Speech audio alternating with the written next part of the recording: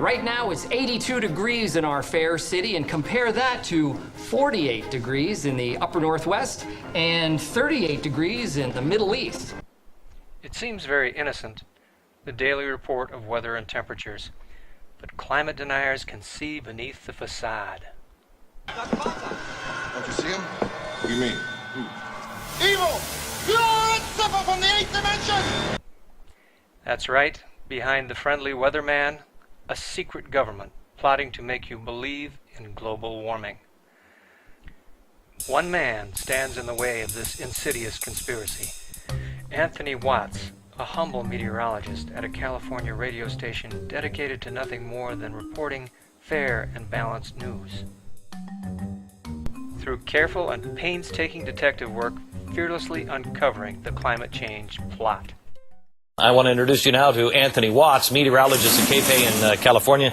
Anthony, good to talk to you. I know you were on the radio program today. We had a fascinating conversation, and these pictures are up on the website. But real quick, what did you do and what did you find?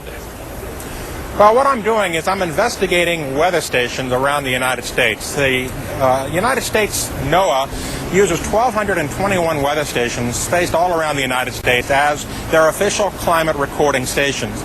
And what I'm doing, along with a group of volunteers, is going around and examining these stations to find out what exactly is the measurement environment in which the temperatures are being measured. Right, to make sure That's what that the project is about. Okay, sure. In his investigations, the plucky Mr. Watts has teased out the secrets of the weather stations that the U.S. government has relied upon for daily temperature data. Some of these weather stations, according to Watts, may be unreliable. The U.S. Historical Climatology Network has 1,221 stations around the country. Mr. Watts has recruited a nationwide network of volunteers, kind of a junior woodchuck society of camera-toting climate sleuths, making a record of weather stations across the country. Some of these stations may be sited in such a way as to give inaccurate readings due to proximity to buildings, air conditioners, and concrete. The Surface Station Project has compiled a list of those stations that volunteer investigators feel do not meet published standards. If temperature data is incorrect, according to this reasoning, then perhaps climate models and predictions are tainted and unreliable as well. In June of 2009, Mr. Watts published his findings in a document titled, "Is the U.S. Surface Temperature Record Reliable?" Interestingly, the book was published under the auspices of the Heartland Institute, a think tank based in Chicago, and dedicated, according to the webpage, to free market principles. The Institute has a fascinating list of clients and associations, and interestingly, a long history of advocacy for the tobacco industry. Recently, Heartland's president Joseph Bast published a book of essays on taxes and regulations of the tobacco industry, enigmatically titled, "Please Don't Poop in My Salad." The Institute states that defending smokers is a thankless task, but somebody has to do it. And though it may be thankless, judging by the well-funded activities of the Institute, it is apparently not unprofitable. In recent years, Heartland has expanded its scope from advocating one death-dealing industry to yet another. The Heartland Institute's International Conference of Climate Change, Climate Change, Climate Change, Climate Change. Heartland has been a primary facilitator for a lavish initiative to distort and obfuscate the science of global warming. Following the publication of Mr. Watts' book, scientists at the National Oceanic and Atmospheric Administration, or NOAA, whose integrity was being attacked, felt compelled to respond. NOAA scientists acknowledged that some weather station siting does not conform to published standards, and that some temperature readings may be affected by those variations. The original network of surface stations was not deployed with climate change in mind, but rather to monitor day-to-day local changes in weather.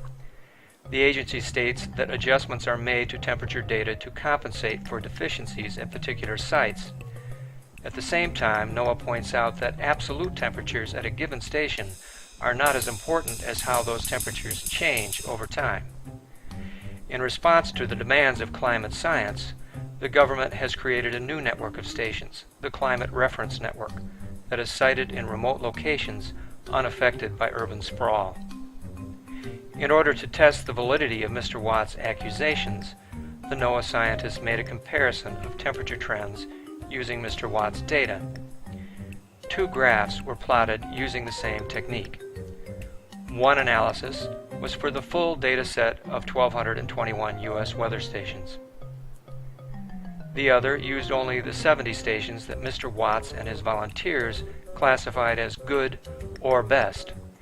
If climate denier theories are correct, the temperatures at the optimally sited stations should be markedly different from the data as a whole. In fact, the curves show virtually no difference. That's right. Even using the cherry-picked stations listed in Watt's publication, the data, according to the leading scientists at NOAA, shows no evidence of distortion.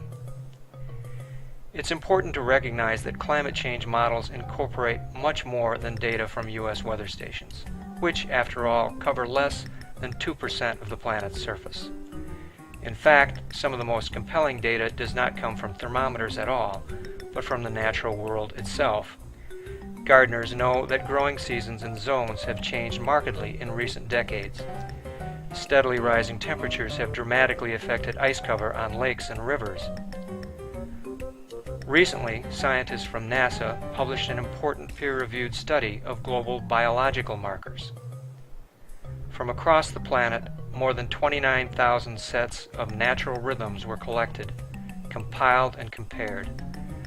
Biological indicators such as the migration of birds, the blooming of flowers, the migration and spawning of fish, the dates of mountain snowmelt, and the peak flow of glacier-fed streams. Of the 29,000 data sets, 90% of the observed changes were in a direction expected as a response to warming. The lesson here is that birds, lakes, rivers, fish, and glaciers have no political agenda. But climate deniers and their wealthy sponsors do. And the very same people who told you that weapons of mass destruction were real are telling you that climate change is not. We'll never know the answers to all the questions about climate. But what real scientists are telling us is that climate change is real, we're doing it, the consequences are dire, and we need to stop.